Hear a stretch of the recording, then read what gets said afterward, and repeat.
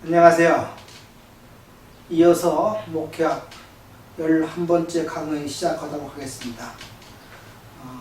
지난주에 이어서 목회자로서의 준비에 대한 말씀을 드리도록 하겠습니다.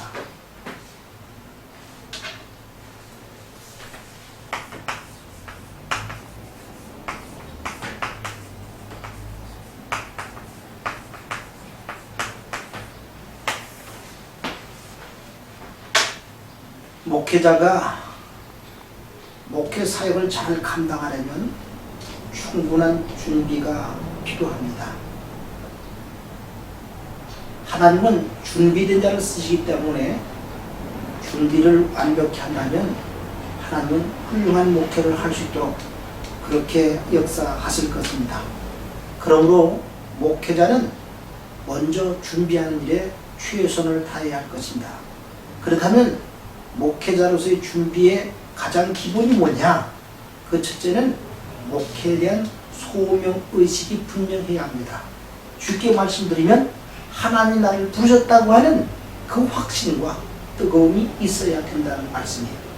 그래서 이 목회 소명에 대해서 두 가지 측면을 생각한다면, 하나는 내적 부르심, 하나님이 나를 불렀다고 하는 확인, 확신, 그것이 있어야 되는데, 이게 무엇으로 증명할 수 있느냐?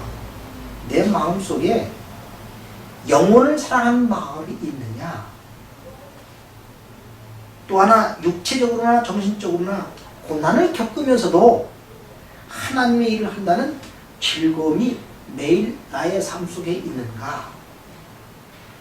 또 어떤 어려움 속에서도 자족할 줄 알고 불평이나 원망 없이 감사하면서 일을 할 수 있는가? 그런가 하면 다른 사람들의 아픔을, 그 상처를 깊이 이해하고 공감할 수 있는 능력을 가지고 있는가? 또 제자로서의 마땅한 직분을 감당 위해서 기쁨으로 십자가를 짊어지고 세상에 대해서 자발적으로 죽으려는 마음 준비가 있는가? 다시 말씀드리면 일사의 각오가 있는가? 목양 인력을 위해서 일사의 각오가 있는가? 그래서 거기 보시면 만약 필요하다면 내 생명까지도 희생할 수 있는 마음의 각오가 있는가? 이런 몇 가지 질문을 통해서 내가 하나님이 나를 부르셨다고 하는 자아 검증, 검토가 필요하다, 그렇게 말씀드릴 수가 있습니다. 가끔 우리는 목회를 직업으로 생각하는 사람이 있습니다. 아닙니다. 목회는 사명감으로 하는 겁니다. 이게 세상 직업과 다릅니다. 세상 직업은 돈 때문에 하는 것이지만, 이 목회는 하나님의 사명, 하나님의 소명감 때문에 하는 거예요. 그래서 이건 내적인 자아 검증이 필요하고, 그런가 하면 외적인 소명에 대한 확신도 있어야 합니다. 쉽게 말하면 그리스도의 몸인 교회를 위해서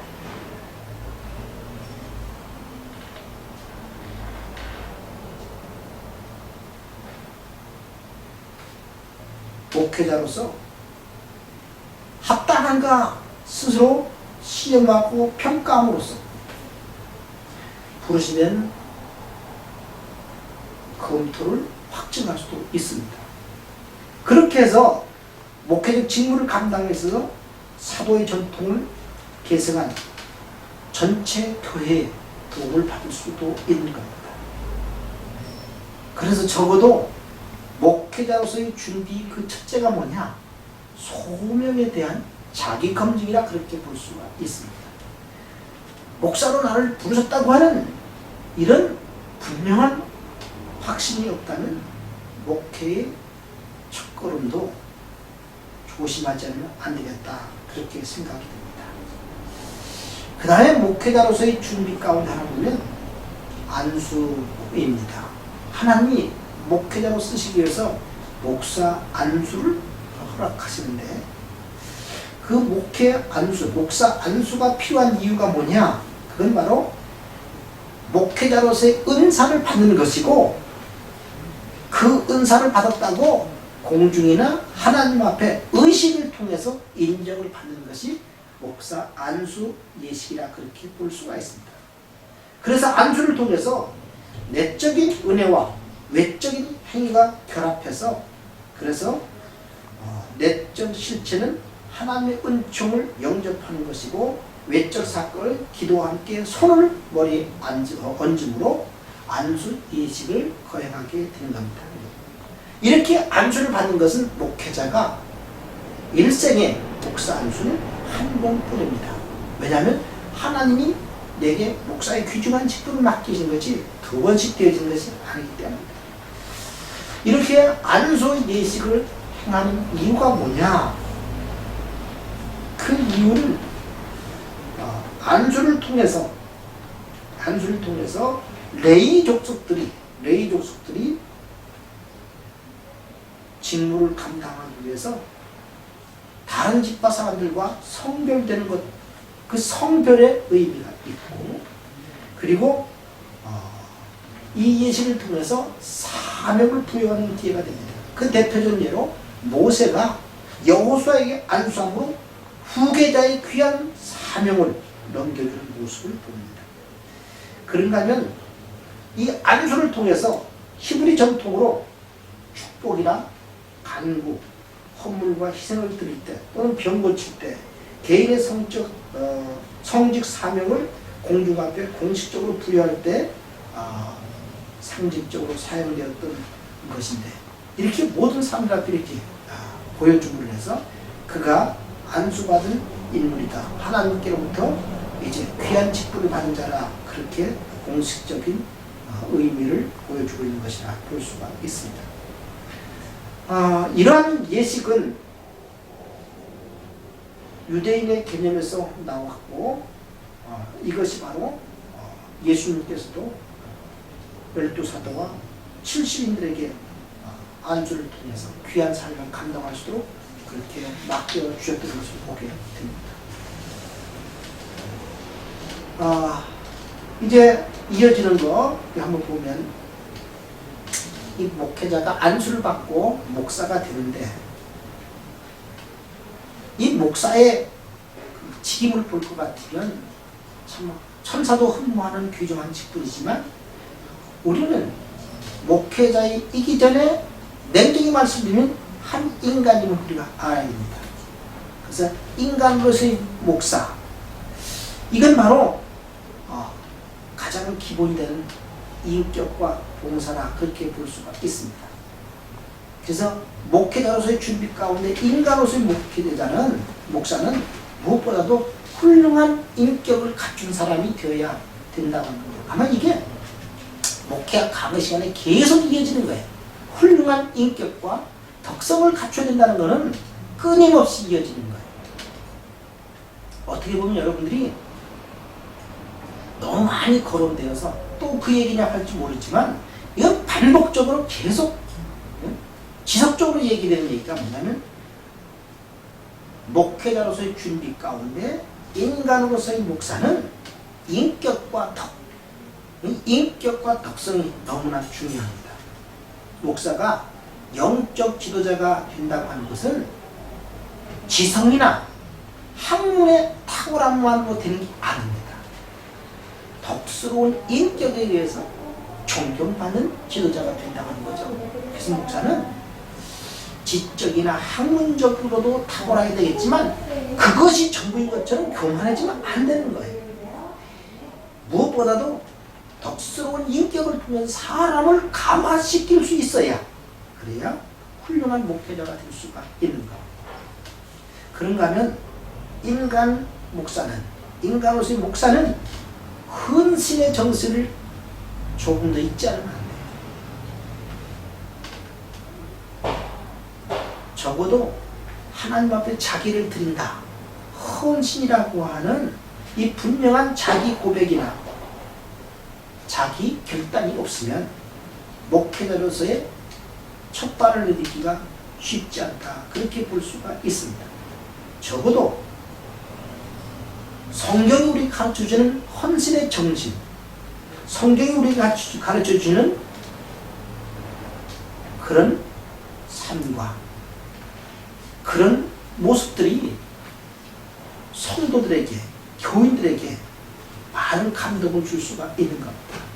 그러므로 인간으로서의 목사는 인격과 더불어 덕성, 그리고 헌신, 이런 것들이 어우러져야, 그래야 이게 존경받는 목사로서의 사명을 감당할 수 있겠다, 그렇게 봅니다.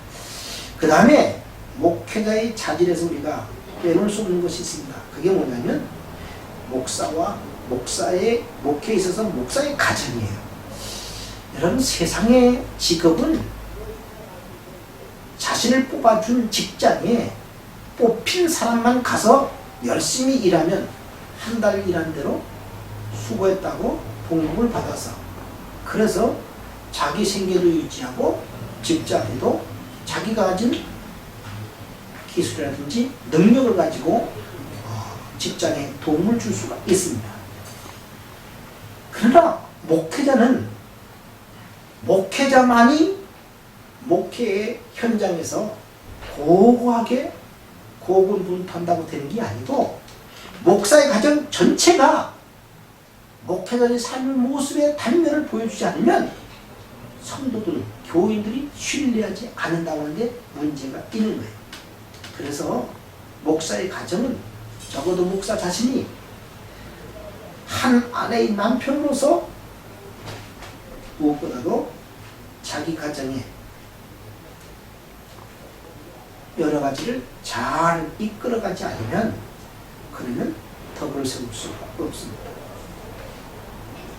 그래서 목사는 자기 아내의 육체적, 정서적, 영적인 필요를 돌보고, 그리고 무엇보다도 다른 교인들의 필요에 대한 관심을 가지는 것처럼 자기 가정에, 자기 아내에 대해서도 관심을 갖고 돌봐야 됩니다. 그런가 하면 사모도, 목사의 사모로서 한 남편의 사랑스러운 아내가 될 뿐만 아니라 자녀에게도 주의 깊은 어머니가 될 것이고, 교회에서도, 지역사회에서도 봉사의 한 몫을 감당할 때 본도 기쁘지만 교회도 제대로 세울 수가 있다고 봅니다. 그런가 하면 목사는 한 가정에서 아버지로서의 역할, 아버지로서의 위치도 중요합니다. 목사의 자녀들도 권리가 있어요. 자기 자녀의 권리를 지켜줘야 합니다. 언제나 이중적인 도덕 표준이 있어서는 안 됩니다. 목사의 자녀이기 때문에 어떻게 보면 목사의 자녀들이 피해를 볼 수도 있고, 목사의 자녀이기 때문에 덕을 볼 수도 있습니다. 그러나 분명한 것은 목사의 자녀들이 겪는 고충이 우리가 생각하는 목사의 자녀로서 받는 긍정적인 면보다 어려운 일들이, 자기 행동을 절제하고 조심해야 되는 어려운 일들도 있다고 하는 사실을 우리가 알아야 합니다. 그런 의미에서 목사의 가정은 경건 생활에 있어서도 본이 되고 덕을 세워야 합니다. 그래서 목사는 적어도 권위를 주장하는, 특별한 특권을 기대하는 그런 마음가짐으로 고자세로 교인들을 대해서는 안 됩니다. 목회자도 냉정히 말씀드리면 하나님 나라에 가기까지 천국 여정길의 나그네입니다. 다만 하나님께서는 목사라고 하는 직책을 맡겨주기 때문에 그들을 이끌어가는 지도자가 됐을 뿐이에요. 예배도 마찬가지입니다. 목사도 하나님께 드리는 예배자이지 예배 인도자만의 역할은 아니라고 하는 거죠. 그러므로 권위를 주장하고 특별한 특권을 기대하지 말고 겸손히 그들과 더불어 교회를 섬길 수 있는 마음가짐이 필요합니다.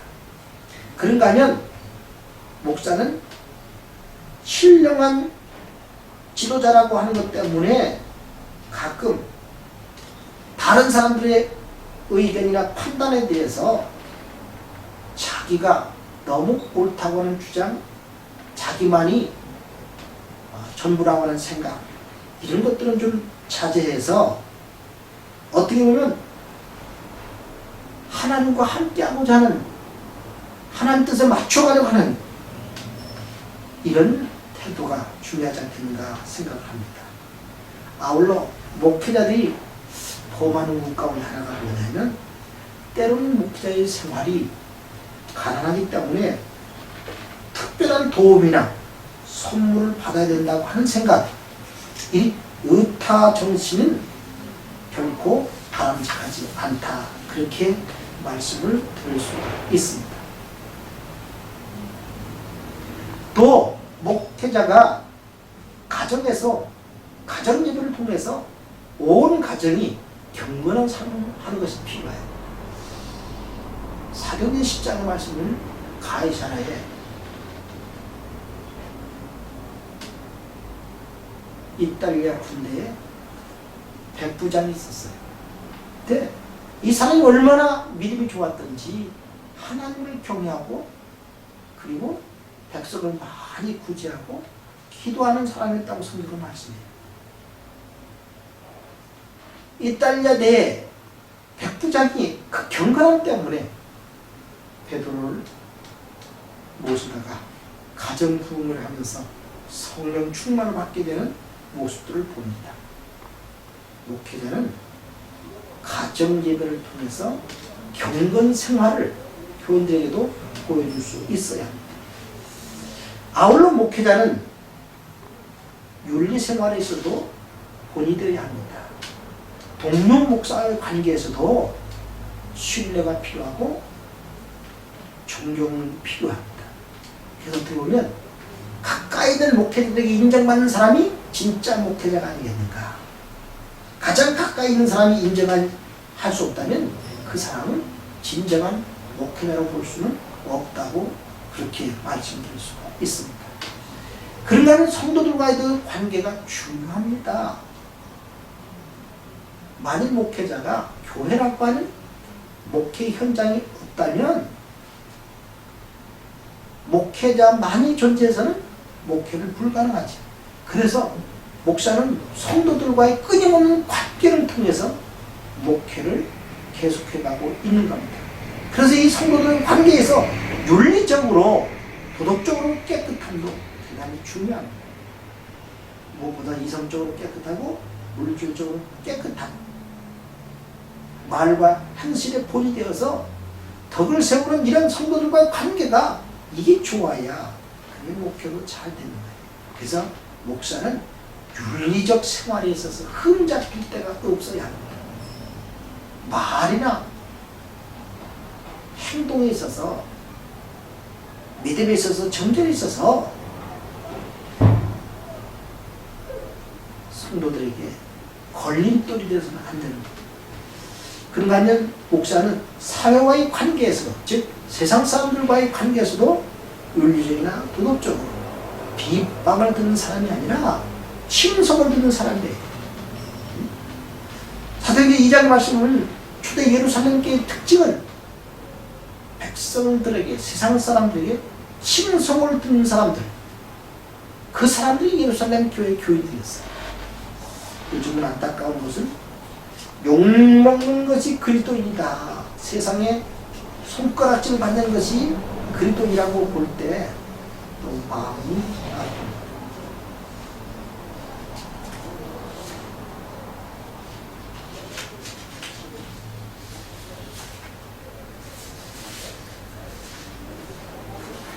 그 다음 목회자가 목회하다 보면 성례절을 집회하게 되는데 이 성례절의 목회에 있어서 우리가 또 생각해야 될 것은 이 성만찬은 눈에 보이는 형상에 대한 말씀이다. 그렇게 보아야 합니다.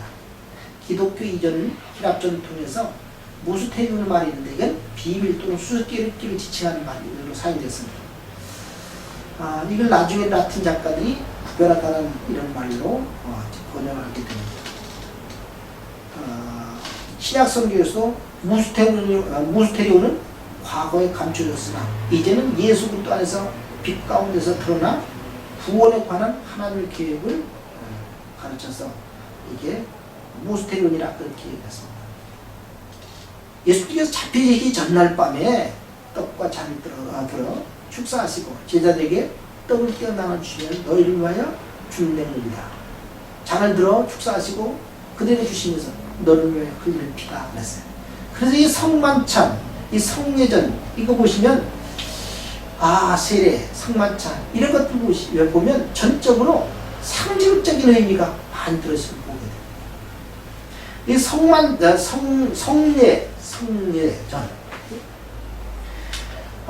여러분 성례전이라면 두 가지 의미예요. 세례하고 성만찬하고 두 가지가 들어있어요. 세례는 사도행전 2장에 보는 바대로 물로 세례를 베푸는 거예요. 성만찬은 예수님께서 잡히기 전날밤 행하던 떡과 잔일로 예수님의 살과 피로 생각하고 먹고 마시는 것이 바로 성만찬입니다. 기독교는 아담의 범죄 이후에 온 인류가 원죄를 타고났다고 얘기해요. 그래서 자기 손으로 범죄하지 않았다 할지라도 그 원죄 때문에 죄이라는 분류를 벗어날 수가 없다는 얘기예요. 근데 죄이라는 분류를 벗어날 수가 없는 이런 한계 있는 우리들에게 예수님께서 이 땅에 오셔서 당신이 십자가의 피를 죽으심으로 모든 인류가 이 원죄에서 구원을 얻게 된 거란 말이죠. 그 구원을 얻은 증표로 뭐냐? 그게 바로 세례 예식을 통해서 죄와 허물에 대해서 죽고 그리스도 안에서 새로운 피조물로 다시 거듭나는 과정이 바로 세례 예식입니다. 이 세례 예식은 마태복음 28장 19절을 근거해서 너희는 가서 모든 족속으로 제자를 삼고 아버지와 아들과 성령 이름으로 세례를 주라 그랬습니다. 세례를 줌으로 해서 세상 사람들, 다른 사람들이 그리스도인의 공동체의 일원이 되는 이런 것이 바로 세례 예식입니다. 안타까운 것은 과거 한국교회도 이 세례 예식에 세례를 받는 사람들이 철저하게 교육을 받고 그리고 적어도 세례를 받고 나면 자본시키가 금지가 있었는데 오늘날 세례는 상당히 형식은 같음에도 불구하고 현대인들이 생각하는 세례 예식이 과거처럼 그렇게 마음에 감명을 주는 것 같지 않아서 상당히 마음이 좀 아프다 그렇게 말씀드릴 수가 있습니다. 이와 같은 세례 예식을 통해서 기독교 공동체의 일원이 되는 자격을 얻게 된다. 그렇게 볼 수가 있습니다. 이 물로 세례를 얻은 것은 죄의 사함을 얻는 세례라 그렇게 볼 수가 있습니다. 그리고 초대 기독교회가 했던 일들 가운데 하나가 성만찬 예식이었습니다. 예수님의 살과 피를 먹고 마시는 떡과 잔을 나누는 일이었습니다. 이건 예수님 자신이 잡히기 전날 밤에 이렇게 행함으로 그러므로 말미암아 예수님의 살과 피가 떡과 잔이라고 하는 것을 상징적으로 보여주었습니다. 그래서 이 살과 피를 나눔으로 그리스도 안에 내가 그리스도 안에 그리스도가 내 안에 있는 삶을 시험하게 되는 겁니다. 이왕이 성만찬 이렇게 얘기를 들으니까 한 가지 말씀드리고 넘어가겠어요.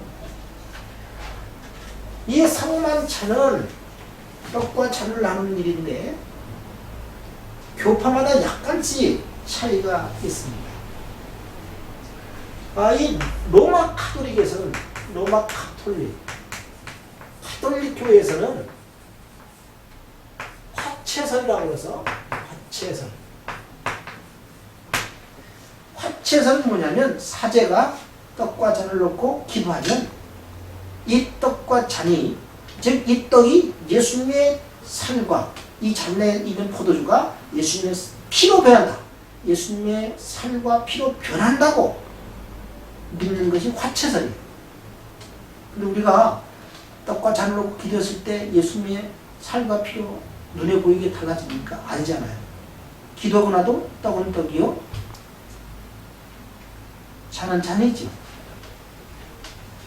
그러나 누가 틀리다 누가 맞다 이전에 카톨릭이 주장하는 화채설은 이게 예수님의 살과 피로 변했다고 생각하고 받아먹을 때 그 마음에 느끼는 떡이 입에 들어가서 예수님의 살을 먹는다고 생각했을 때 느낌이 감동이 전혀 다르겠죠. 루터교에서는 카톨릭에서 제일 첫 번째 종교개혁을 쳤던 루터죠. 그 루터교파에서는 임재설을 주장해요. 임재설이 뭐냐면 떡과 잔을 놓고 이제 목사가 기도하고 나면 이 떡과 잔에 예수님의 살과 피가 임재한다. 이렇게 내려온다. 이렇게 믿는 거예요. 이게 바로 임재설이에요. 근데 지금 개신교, 일반 모든 개신교들이 얘기하는 즉 무슨 뭐라고 해야 될까요? 개혁주의 교회들이 믿는 것은 상징설이에요. 상징설은 뭐예요? 이 떡과 잔은 예수님의 살과 피를 상징한다. 심볼로 보는 거예요. 그래서 저는 이런 생각을 해요. 개혁주의 교회들, 즉 개신교들이 이야기하는 상징설이 또 예수님께서 떡과 잔을 나눠주시면서 이를 기념하라고 그랬죠. 그래서 개신교들이 기념설 그렇게 얘기해요.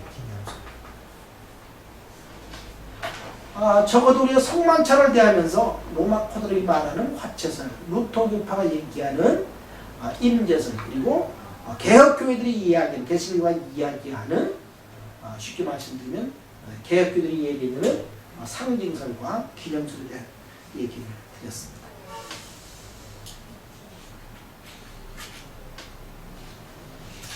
그 다음에 목회자로서의 준비 가운데 또 하나 우리가 배우는 것인데 이게 뭐냐? 설교를 통한 말씀의 목회입니다. 설교를 통한 말씀의 목회.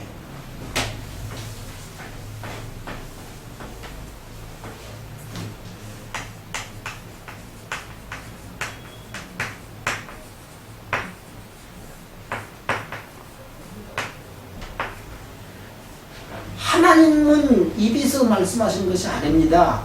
하나님은 목사들을 통해서 하나님의 말씀을 선포하시기를 원합니다. 그래서 목회자는 싫든 좋든 주어진 시간에, 하나님께서 맡겨진 시간에 꼭 설교를 행해야 돼요. 이 설교가 뭐냐? 하나님의 뜻을 오늘 이 자리에 있는 사람들에게 선포하는 거예요. 근데 이 설교는 기독교 예배에서 보면 선지자적인 차원이 있는가 하면 제사장적인 차원이 있습니다. 선지자적 측면이 본질적으로 우리를 향한 하나님의 말씀으로 하나님의 말씀을 다루고 있다면 제사장적 측면은 기도와 찬양 그리고 중재로 그들의 응답을 하나님께 드리는 공동체에 초점을 두고 있습니다.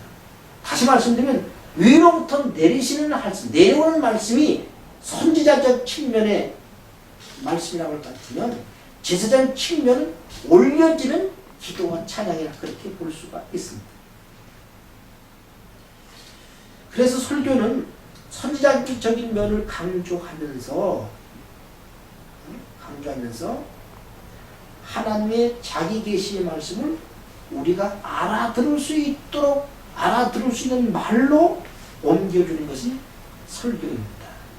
그래서 목회자는 설교를 통해서 하나님 말씀을 지금 그 말씀을 듣고 있는 성도들에게, 양떼들에게 제대로 하나님의 말씀을 전하는 귀중한 책임이 있는 겁니다.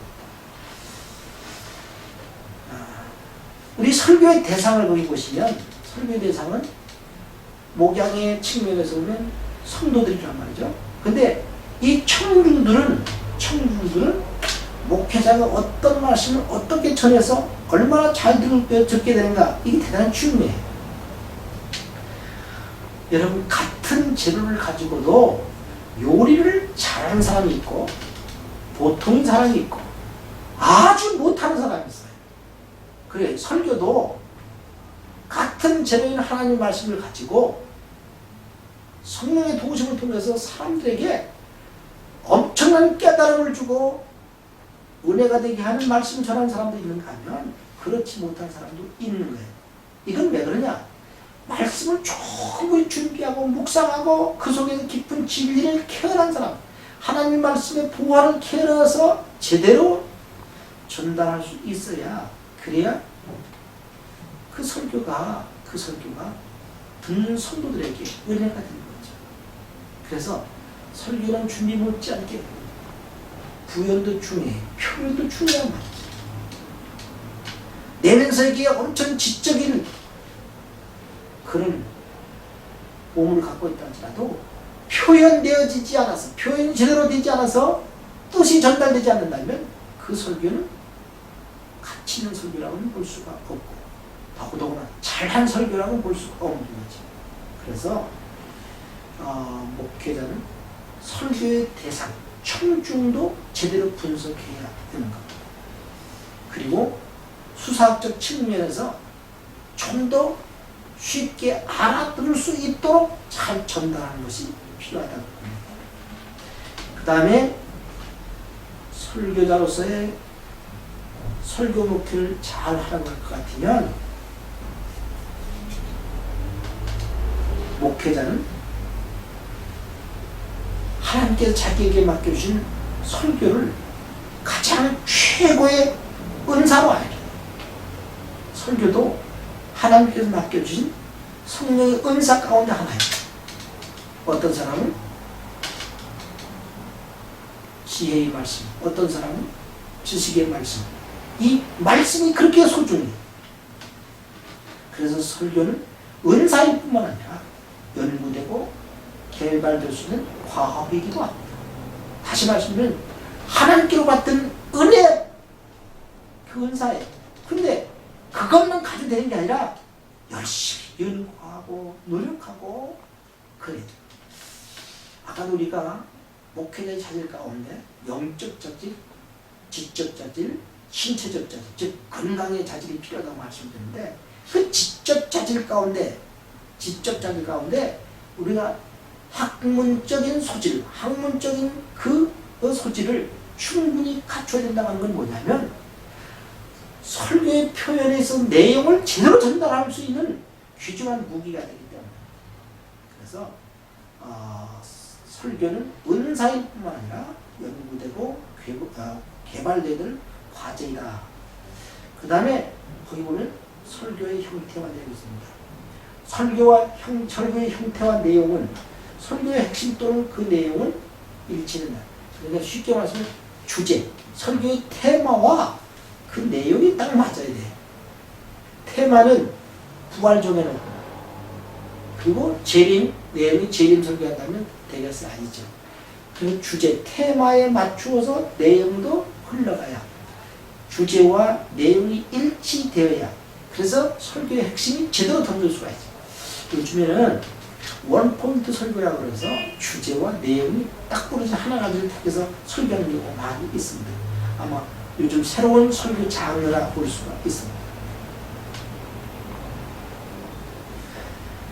이와 같은 설교의 형태와 내용이 있어서 설교는 본질적으로 하나님의 말씀이기 때문에 그 말씀이 오늘의 상황 속에서 어떻게 제대로 드러날 수 있는가.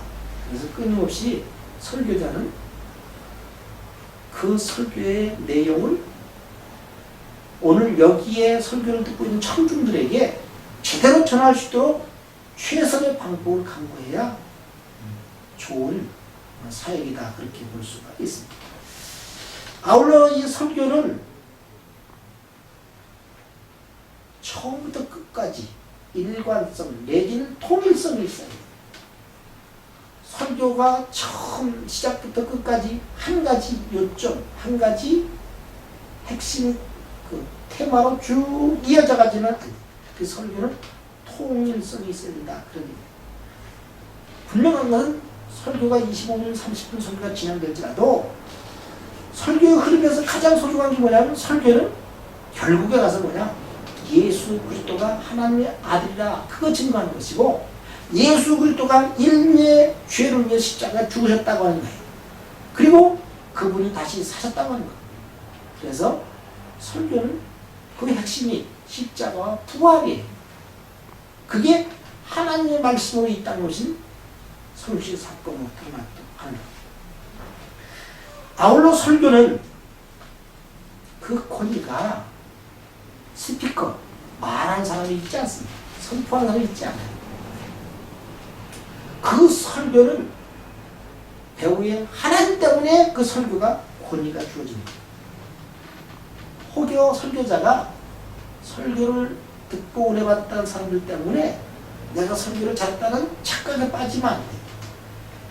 하나님의 말씀이라고 하는 권위 때문에 듣는 청중들이 은혜를 받고 감격해하는 것이지 설교자 때문에 감동을 받는 건 아니라고 하는 거예요.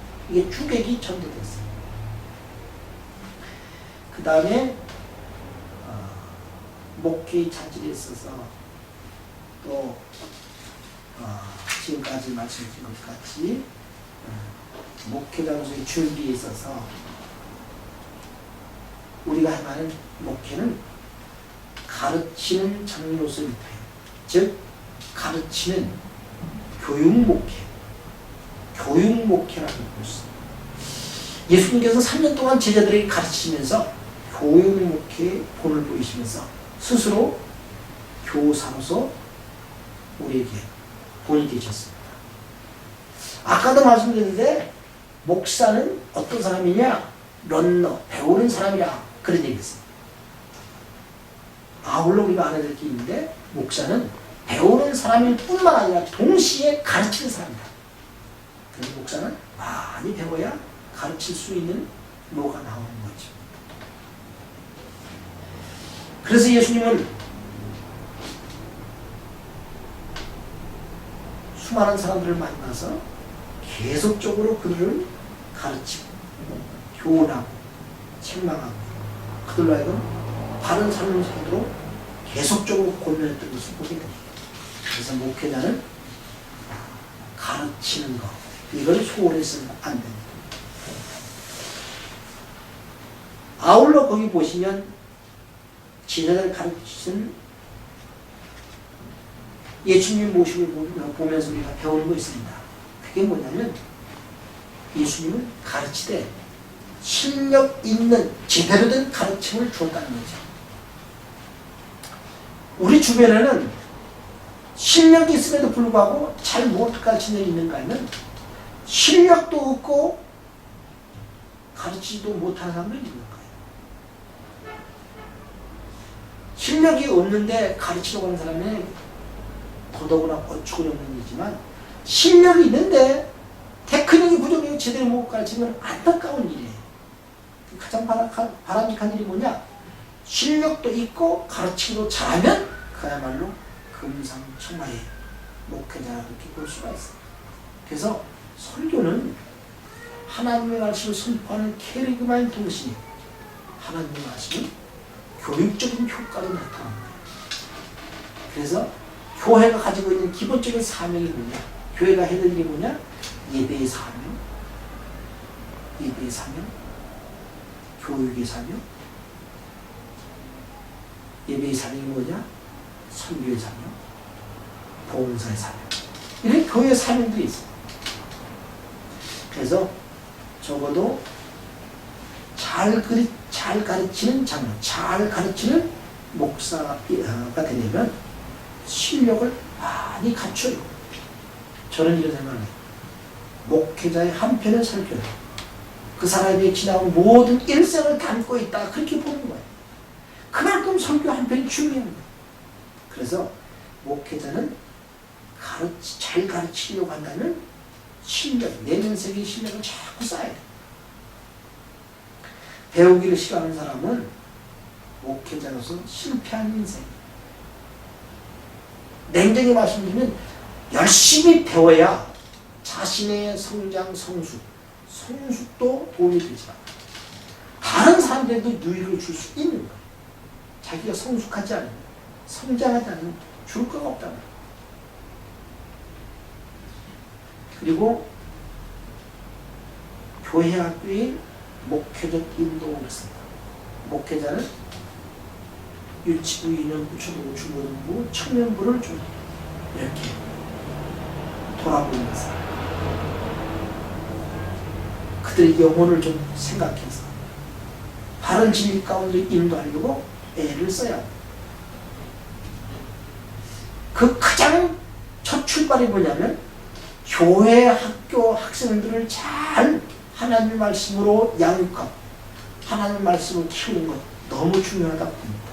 왜냐하면 한국교회가 이렇게 80년대 기하급수적으로 교회가 부흥돼서 한국교회가 1200만 명이 된다 또 이렇게 과장했습니다만은 세월이 흘러면서 지금 2005년 통계에 의하면 기독교 인구가 860만 명으로 집계가 되었습니다. 근데 최근에는 재미있는 얘기로 안나가 교인들이 많대요. 가나안 교회, 가나안, 안나가, 네? 안나가 교인들이 많다는 거예요.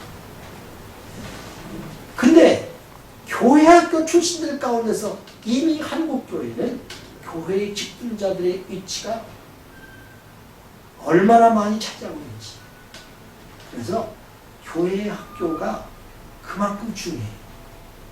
근데 현대교회가, 한국교회가 교회 학교가 없어지는 교회가 점점 많아지는 거예요. 이게 큰 문제로 심각한 겁니다. 왜냐하면 교회 학교 아동이 없으면 교회 미래가 없는 거예요. 그래서 교회 학교의 목회적 인도, 즉 교회 학교를 잘 목양을 해서 어떻게 보면 그 어린 학생들이 금방 10년만 지나고 15년만 지나면 성인이 되어서 교회의 중직을 맡게 돼요. 교회의 크기를 맡게 된단 말이에요. 그래서 교회 학교를 잘 돌보는 목회자의 자질을 갖추어야 됩니다. 그 다음에 보다 나은 교회국을 위한 연구까지 해야겠습니다. 어떻게 하면 교회 학교 학생들을 제대로 가르칠까? 이 끊임없이 연구하고 노력해야 합니다. 교회 학교 어린 학생 한 사람의 영혼이 미래의 큰 일꾼으로 그들을 이끌었던 오늘의 목사보다 더 크게 할 수가 있는 겁니다. 예를 들면 구두방에 구두 수선했던 가난한 D.L. 무디라고 하는 사람, 킴볼리라고 하는 사람에게 전도를 되어서 전도를 받아 그 사람이 예수 믿고 났더니 D.L. 무디가 세계적인 부흥사가 되어서 수많은 영혼을 구원하는 모습들을 봅니다. 이 교회학교 교육이 얼마나 소중한지 몰라요. 그래서 어떻게 하면 교회학교 교육을 잘 시킬까? 끊임없이 연구하고 방법을 만들어내고, 그리고 교회학교 아동들을 소홀히 여기지 말고 그 한 사람 한 사람들의 영혼을 아주 귀하게 여겨서 마태복음 16장에 나오는 말씀처럼 천하보다 귀한 한 영혼을 기억하고 그 영혼을 잘 이끌 수 있도록 교회학교 체제라든지 그리고 예배드리는 모습이라든지 그리고 교회를 섬기는 방법이라든지 이런 것들을 어린 시절부터 잘 가르쳐야 그 사람들이 내일의 교회에 큰 일꾼이 되는 겁니다. 저는 그런 생각을 해요. 제가 1975년도에 교회학교 제가 군에 다녀와서 교회학교 아동부에 이제 교사 겸 초등부 부장을 맡아서 봉사를 했고, 그리고 난 다음에 77년도에 제가 중고등부를 부장 겸 교사로 학생들을 이렇게 가르쳤습니다. 그 중고등부 학생들을 가르쳤는데 세월이 지나고 나니까 그 학생들 가운데 목사가 5명, 사모가 또 몇 분, 이렇게 제가 가르친 고등부 학생들 가운데서 중등부 학생들 가운데 그렇게 배출되었어. 지금 생각하니까 너무 고마운 일이에요. 그래서 교회학교 교육을 우습게 보지 말고 한 교회, 나가 한국교회 미래를 책임진 일꾼이 여기서 배출된다고 하는 것을 기억하고 교회 대학교 교육에 좀 더 힘을 기울여야 될 것입니다. 오늘 여기까지 이제 11강을 마치도록 하겠습니다. 감사합니다.